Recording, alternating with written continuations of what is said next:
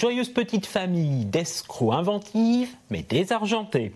Une amitié sincère pour un pervers narcissique, une maltraitance avérée d'un enfant esseulé, un trio amical dont l'un des protagonistes est un peu marginal, un drame familial où un enfant est jugé responsable de la mort accidentelle de son père et de son frère.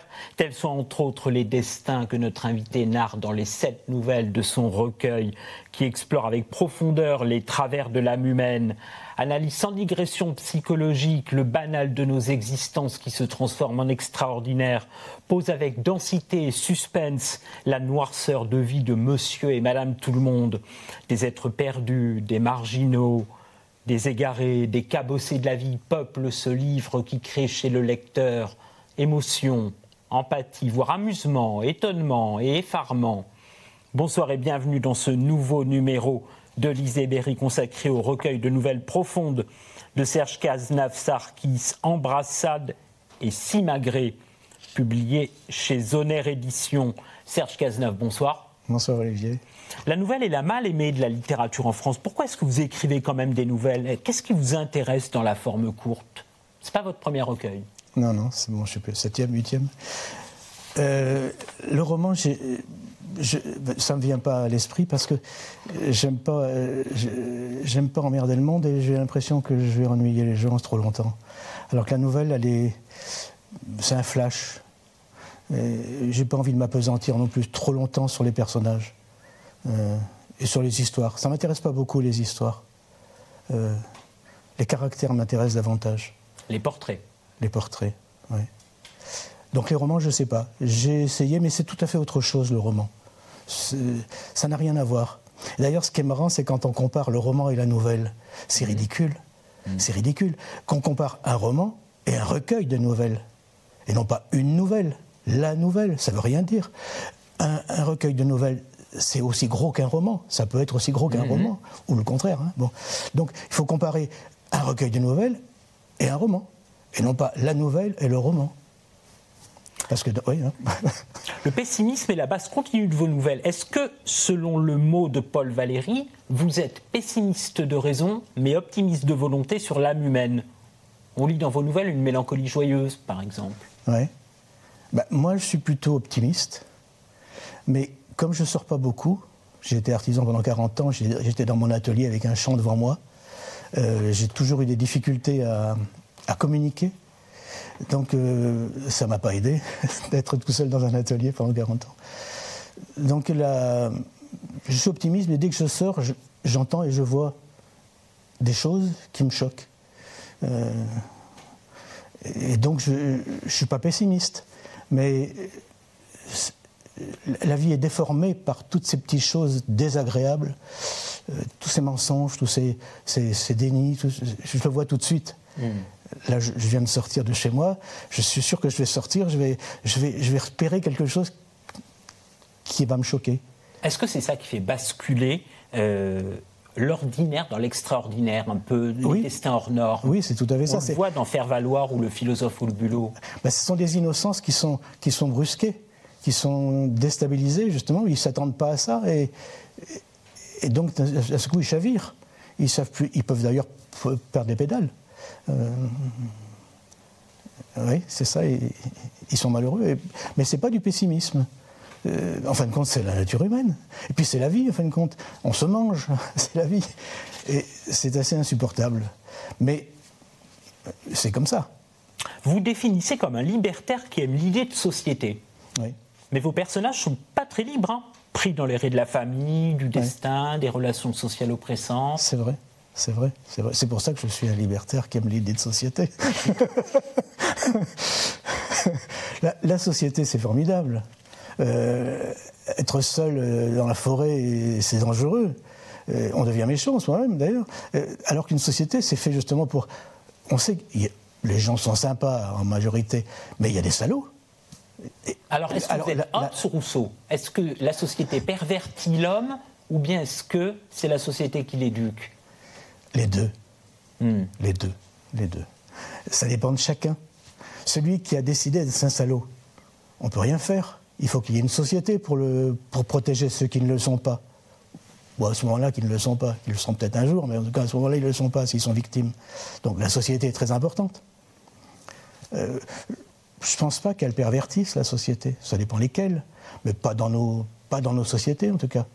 Les sociétés démocratiques, a priori, elles sont perfectibles, mais elles vont vers le mieux, vers le vivre ensemble. Et quel regard vous portez sur l'enfance ? Vous mettez souvent en scène l'enfance dans vos nouvelles. Oui. Ben, l'enfance, c'est l'innocence, a priori. Pas toujours, mais plus que l'adulte. Donc l'enfant, comme c'est l'innocence, c'est un bon symbole pour raconter la perversité des adultes. Voilà. Donc l'enfant, c'est souvent un prétexte. Vos nouvelles ne s'attardent pas. Vous ne partez pas dans des digressions psychologiques interminables. Vous faites des portraits par petites touches. À la place, vous préférez les enfers du décor, les retournements de situation, les chutes. Comme dans Faire valoir, qui est très violente, avec cette histoire de cantonnier marginal dont le narrateur imagine un glorieux passé. Est-ce que c'est ce qui vous intéresse, les retournements de situation, Oui, bah c'est rigolo quand on écrit. Il faut se surprendre un petit peu. Et puis, bon, mais là, c'est des petites perversités. Le personnage, le narrateur, le droguiste, le fils de droguiste, il a connu la gloire quand il était enfant. C'est vrai que quand on a connu une petite gloire, on la garde toute sa vie. Et comme il vit en région, il a été la vedette dans son petit village, dans sa petite ville. Et il a toujours envie d'exister, mais il n'a pas forcément les moyens d'exister. Il a pu être très bon enfant, et puis bon, ordinaire, normal, adulte. Mais il a quand même envie d'exister. Il a existé. Et donc il s'invente un personnage qui vient d'arriver au village pour réexister à nouveau. Il en fait une vedette, alors que c'est un repris de justice, mais il va être celui qui aime quand même. Et ce qui est bidon, complètement bidon, l'histoire le dira. Voilà. Des drames humains, les relations faites d'ambiguïté, les non-dits, les haines recuites, l'orgueil réprimé, les humiliations refoulées, l'envie, la jalousie, l'amour à sens unique, la solitude abyssale. Lequel de ces sentiments, laquelle de ces nouvelles a été le ou la plus dure à écrire ? Elles sont toutes difficiles à écrire. Elles sont toutes difficiles. Là, je ne peux pas dire laquelle. Il y en a, je ne sais pas, toutes. Toutes parce qu'il faut se plonger là-dedans et c'est pas très agréable. Ce qui est agréable pour moi, quand j'écris, c'est que je vais dénoncer telle ou telle attitude. Donc ça, pour moi, c'est agréable. J'ai l'impression d'aider la victime. Mais non, il faut que je les sorte, mais c'est pas forcément très agréable. Elles ont toutes été difficiles. Arrêtons-nous sur Personne à retrouver, une des nouvelles que j'ai préférées. La chute est violente. Oui. Comment est-ce que vous travaillez vos chutes ? Alors, pourquoi j'écris pas de roman ? Tiens, voilà, ça vient aussi là-dessus. Je commence par une idée, un caractère.